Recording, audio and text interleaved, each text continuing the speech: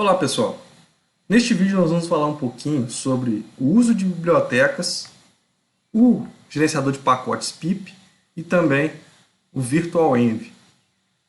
Uma das grandes vantagens, pessoal, do Python é justamente a quantidade significativa de bibliotecas que ele dispõe. Além disso, a gente vai ver que através do gerenciador de pacotes pip é muito simples instalar uma biblioteca e utilizá-la. Diferentemente do C++, onde esse processo é um pouco mais complicado, no Python ele é bem simples e direto. O pip, pessoal, ele permite a gente instalar as bibliotecas com uma linha de comando. Então, através desse gerenciador de pacotes, a gente vai dar uma linha de comando e a gente já vai instalar a biblioteca que a gente deseja, tá certo? Ele vai fazer o download da biblioteca já do sistema de pacotes lá no Python. Se a biblioteca estiver cadastrada, ele vai fazer esse download e a gente já vai conseguir utilizar nos nossos códigos, tá certo? A partir da versão 3.4 do Python, o pip ele já foi incluído no instalador. Então, assim que a gente instala o Python no sistema, o gerenciador de pacotes pip ele já vem instalado. Tá legal?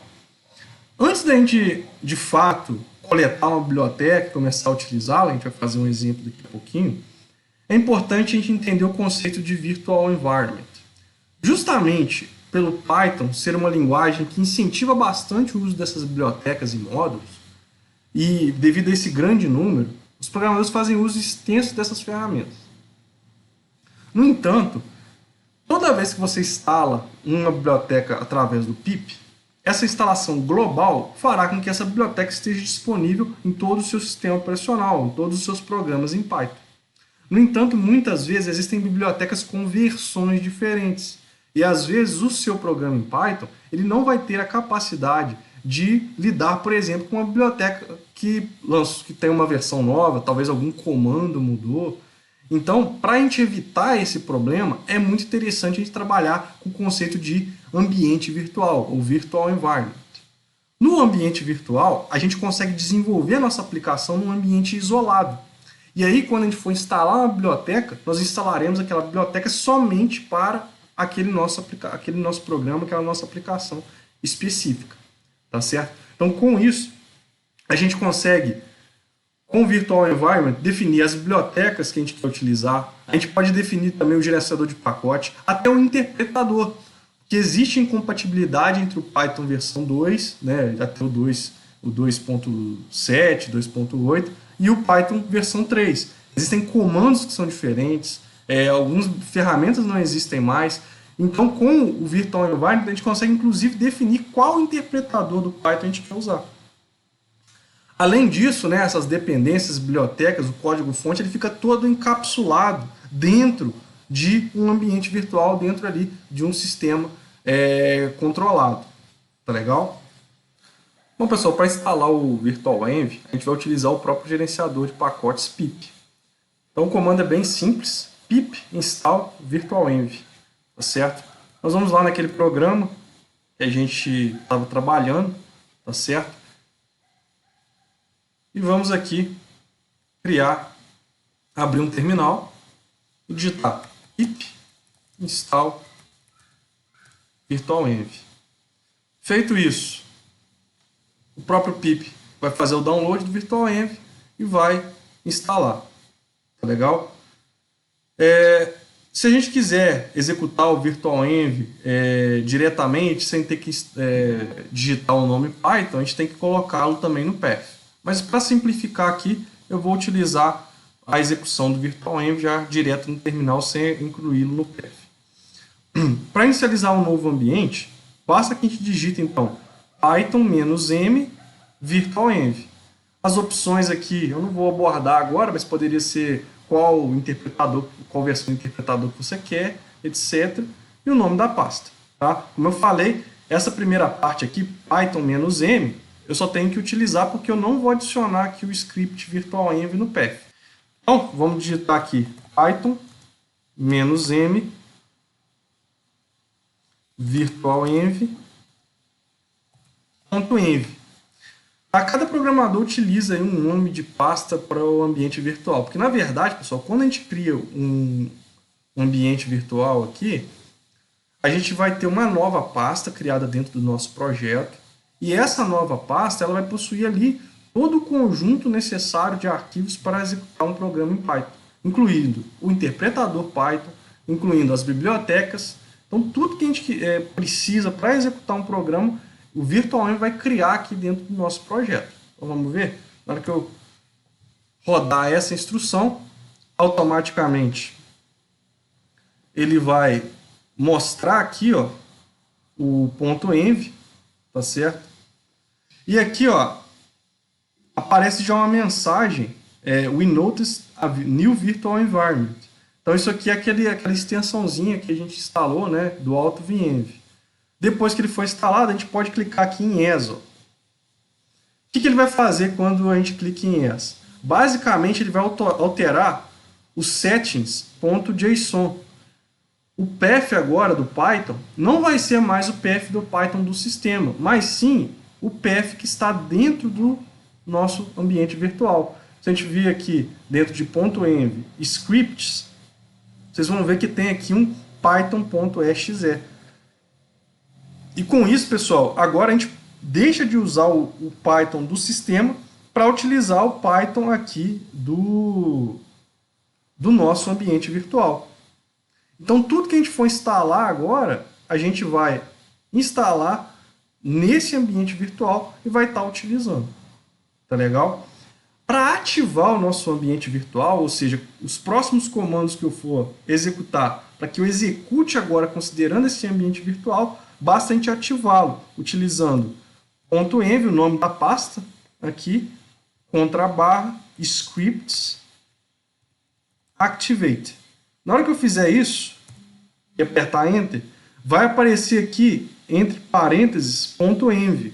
Quer dizer que agora eu já estou executando instruções dentro do nosso VirtualEnv. Então, se eu usar aqui Python main.py, eu estou executando agora esse programa dentro do nosso ambiente virtual.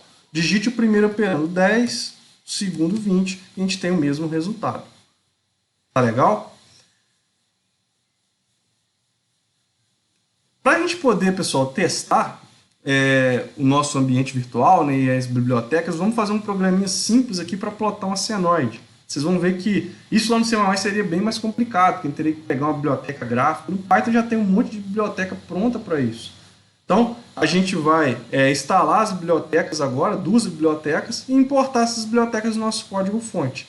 Vou instalar essas duas aqui, que são muito comuns, a NumPy, que serve para a gente operar com vetores e matrizes. Então, a utilização da NumPy, pessoal, ela deixa o nosso Python aqui muito parecido com o MATLAB. A gente consegue fazer aquelas operações com vetores e matrizes de forma muito parecida com o que a gente faz no MATLAB. E vou usar aqui a Matplotlib, que é uma biblioteca para a criação de gráficos e visualizações. Então a gente vai conseguir plotar um gráfico aqui facilmente instalando essas 2 bibliotecas. Então eu vou dar esse exemplo de uso, tá? Eu não vou entrar muito em detalhe nas bibliotecas, justamente por falta de tempo, mas vocês podem encontrar aqui a documentação lá nos sites oficiais. Então nós vamos aqui, uma vez que o Virtual Environment foi ativado, e esse parênteses aqui com o nome dele aparece no canto esquerdo, nós podemos digitar pip install numpy matplotlib. Então ele vai instalar as 2 bibliotecas aqui dentro do nosso ambiente virtual e não vai instalá-las no sistema, tá certo? Então isso é um procedimento interessante porque a gente isola o nosso código do restante do sistema. Então, se a gente tiver versões diferentes do Python ou das bibliotecas, a gente não vai ter problema, a gente consegue instalar aqui só no nosso programa. Uma vez instaladas as nossas bibliotecas, nós podemos desenvolver o nosso programa. Para a gente utilizar, a gente vai usar a palavra-chave import numpy snp. A gente vai ter uma aula depois explicando essa parte de importação. E aqui, no caso, eu estou importando a biblioteca NumPy, estou renomeando essa biblioteca, né, só np, para ficar um pouco mais simples. E vou importar aqui da biblioteca matplotlib o objeto pyplot que a gente vai utilizar no nosso programa, tá certo? Então, isso que tudo, como utilizar as bibliotecas, eu vou explicar direitinho em vídeos seguintes. Então, eu vou criar aqui uma variável para frequência, vou botar uma senoide, período, 1 sobre a frequência,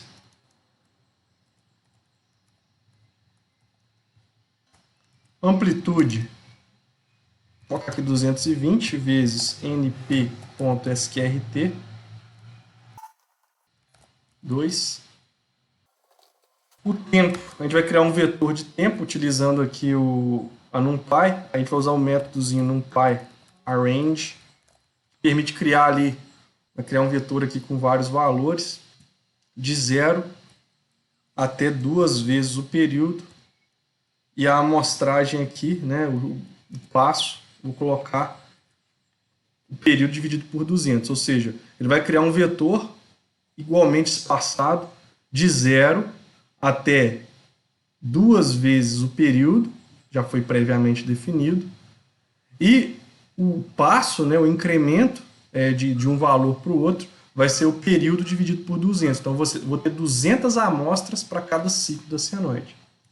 Criei o vetor do tempo, agora eu vou criar a minha senoide, né, que é o y. Senoide A vezes NumPy.seno, 2 vezes NumPy.pi, que é o número π, vezes f vezes t, né? 2 vezes πft, ou ômega t. Tá ok? Criado então os vetores, eu vou plotar utilizando a biblioteca matplotlib. plt é o nosso objeto, ponto title. Vou colocar aqui um título no nosso gráfico, demonstração matplotlib. plt.xlabel é o designador do eixo x, vai ser o tempo em segundos. plt.ylabel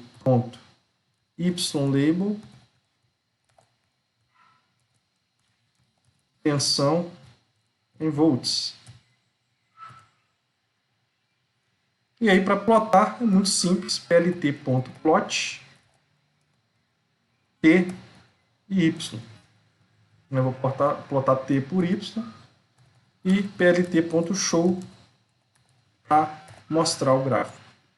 Para executar, pessoal, agora que a gente já teve aqui os settings configurados, você tem que checar se o Python Path está indicando aqui o Python do nosso Virtual Environment.